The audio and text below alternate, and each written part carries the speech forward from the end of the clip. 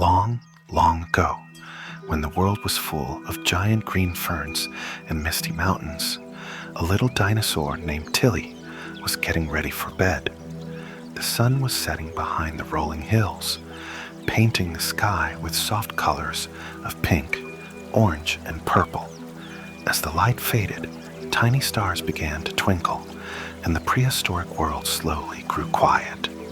Tilly, a small triceratops with a golden brown frill and bright, curious eyes, loved this time of day.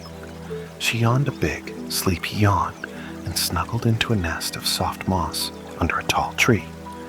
"Good night, world," she murmured.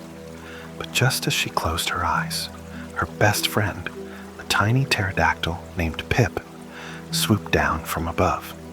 "Tilly, Tilly, you forgot something." Tilly blinked up at him, confused. "What did I forget, Pip?" "You forgot to say goodnight to all the other dinosaurs," Pip chirped. "They're all getting ready for bed, too."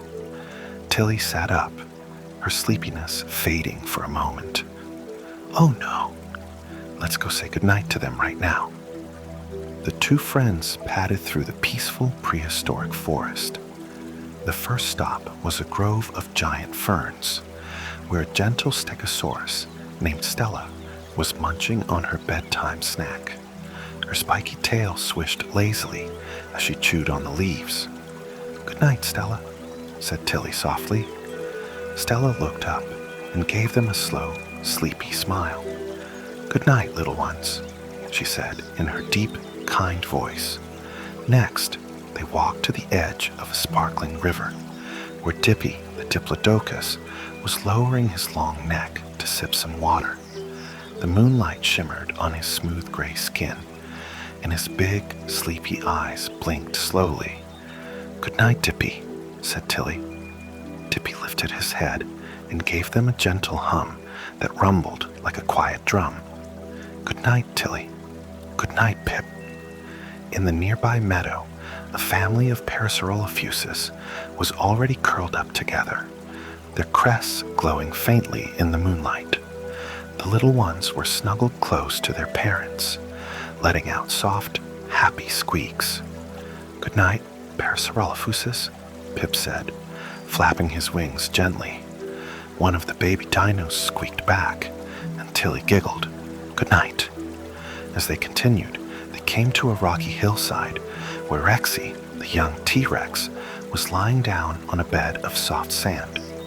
His tiny arms stretched as he yawned a big, toothy yawn.